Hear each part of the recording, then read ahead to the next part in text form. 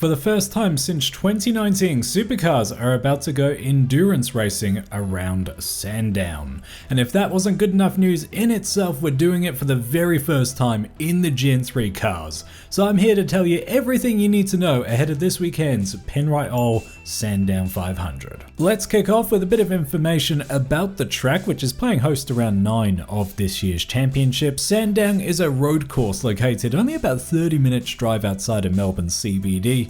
Although it is an endangered circuit, this area is set for development in the coming years, so we're not going to get too much more racing, unfortunately, around this joint. But let's focus in on the track, which we do get to enjoy for the time being. It's 3.1 kilometers or 1.9 miles in length in an anti-clockwise direction. It's got 13 corners, not great if you're superstitious, and the risk rating around here I would put at medium. The lap begins with a fairly long run into the first corner. The track really narrows on entry and there's a massive curb on the inside of this left-hander.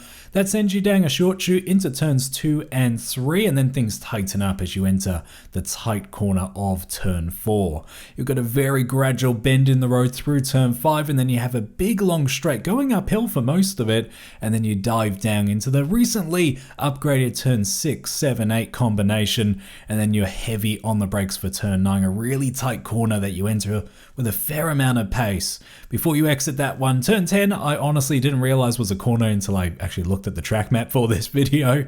Drivers disregard that one as well though, but they certainly notice turns 11 and 12, which is really important to get right because that feeds you into 13, but by that point you should have your traction sorted. And that is a short but very frantic lap around Sandown Raceway. If you're watching Supercars around here for the first time, I've got 3 main spots for you to keep an eye on. The first is turns 2 to 4. This area encourages some good switchback style racing with drivers fighting back and forth through this sequence of corners, and we can often see some cheeky moves in this section as well.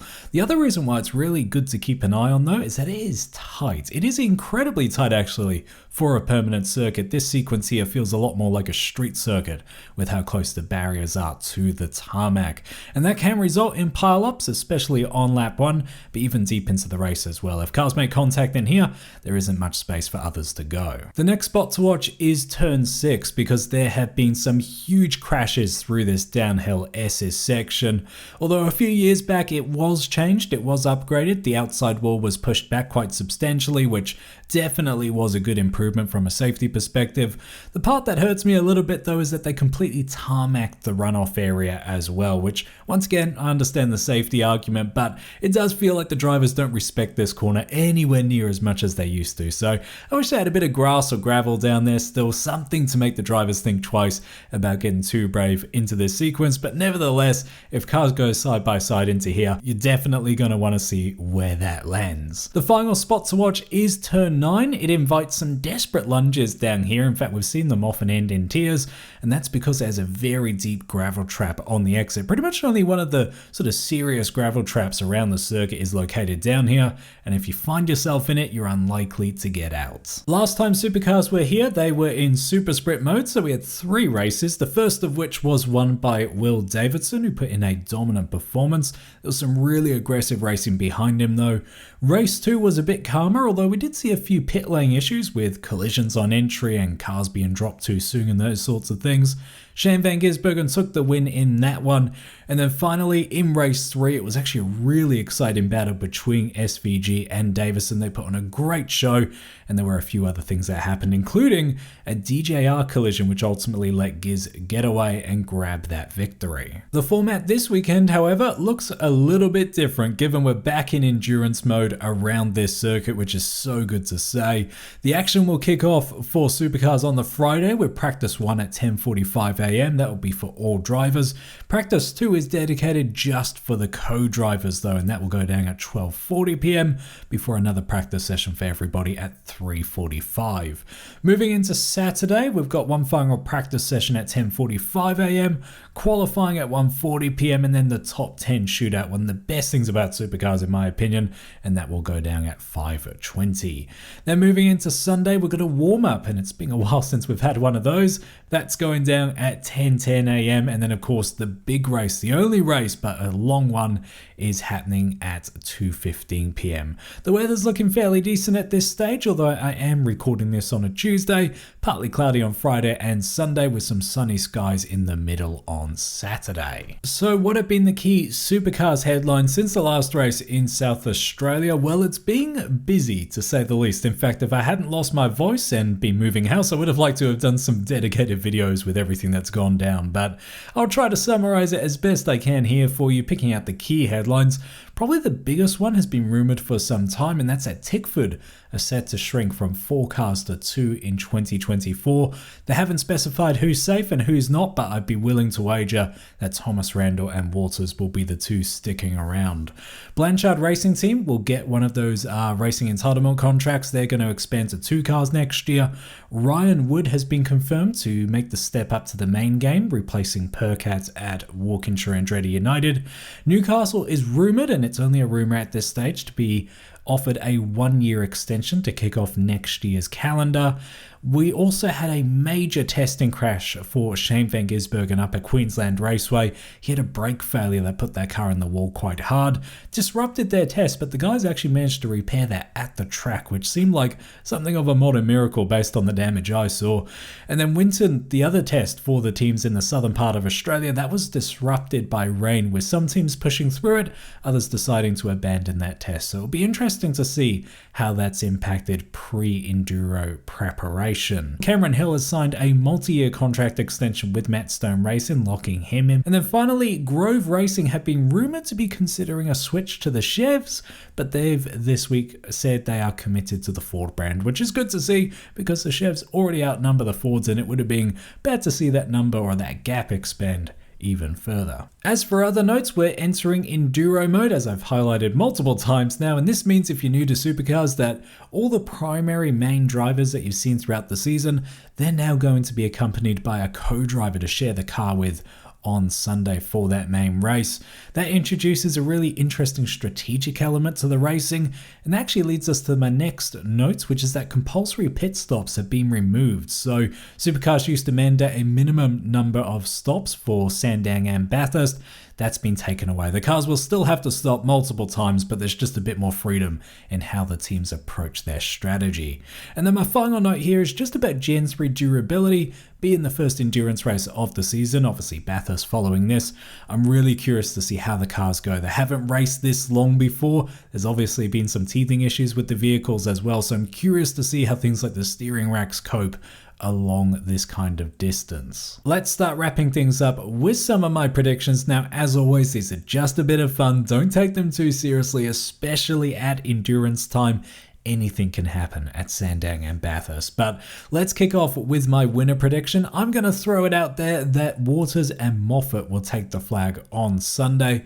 Logic behind this is that I feel like Cameron Waters is on the verge of really unlocking the potential of his Mustang. He had a really strong showing at the Bend last time out, and James Moffat was smashing the competition in a Trans Am car only last weekend around this very track, taking 3 from 3 race wins. Now, obviously Trans Am cars quite different to a supercar, but low downforce, lots of power. There's definitely some similarities there. So fingers crossed these two to come together and combine their strong form to take a win, at least for my prediction's sake.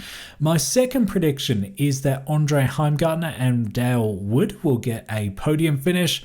Heimgartner's had a really strong performance this season. In fact, I think he's due for a race win, to be honest with you. And Brad Jones Racing nail their pit stops. They're consistently the best in the pit lane, and obviously the longer races mean more pit stops. So fingers crossed that also comes together for those guys for a good result. And then my final prediction is a less positive one, and that's that a co-driver will crash, causing a DNF for one of the championship contenders. So that's either one of the Erebus co-drivers or the Red Bull co-drivers. They've got a lot of pressure on them given how tight the championship is this year. And in fact, all the co-drivers have a huge task ahead of them as they really get adapted to the new Gen 3 machines. So it's not just me embarrassing myself. I've done the usual thing of asking you guys for some predictions as well. And a big thank you to everyone who left their thoughts. The first prediction here from James says Shell will finally get a good weekend of results, and this team could really do with a strong showing in the Enduros, given that they've had quite a rough start to Gen 3, not without glimmers of hope, but yeah, a strong turnaround at Sandown and Bathurst could really recover what has otherwise been a testing year. The second prediction from Josh, he's made a few calls here, but the one I want to pick out is Shane van Gisbergen and Richie Stanaway to get a top 5, if not a podium. I would love to know your guys' thoughts down below, how you think Richie Stanaway is going to go co-piloting with Shane van Gisbergen. I thought this was going to be absolutely crucial, Sandown and Bathurst, for his future in Supercars, but he's already secured himself a seat for next year with the Grove Racing team, so his comeback is all but safe, but I'm really curious to see how he's going to go with the new Gen 3 cars, and obviously he's got the pressure of trying to fight for that championship on behalf of Shane van Gisbergen as well, so I'm sure he'll do well, but he's certainly one of the characters I think a lot of people are keeping their eye on. And finally, Max Jones predicts a podium for David Reynolds and Garth Tander, who are a new combination as co-driver and main driver this year. Garth Tander, obviously a long-term Holden representative or GM rep, now switching to the blue side. I'm really curious to see how these guys go. I've got a good feeling about the combination actually, so fingers crossed they do get on that podium, especially given that Penrite are the naming rights for this event and Penrite sponsor this very car. It'll be good to see those two get a good result. As for the championship, Brody Kostecki fired something of a warning shot back at the bend, the first real break I think in this year's championship, but there's still plenty of points to be scored. Shane van Gisbergen is 137 points behind in second, Brock Feeney in third, and Will Brown had a really tough run at the bend, but he's still well within firing distance of the championship, still in fourth. As for the team's front, things are still looking good for Erebus out front, followed by Red Bull and Pole Racing.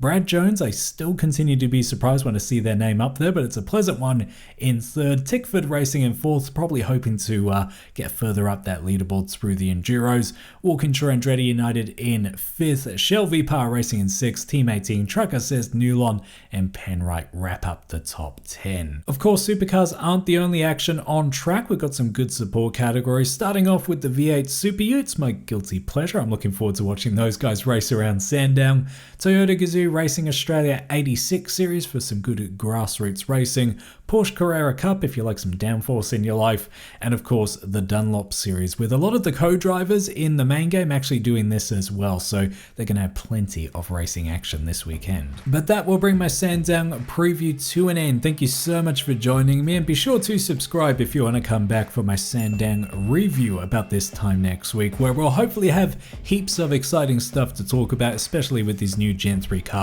in Enduro mode. I'm really looking forward to the next two events, obviously with Bathurst on the horizon as well.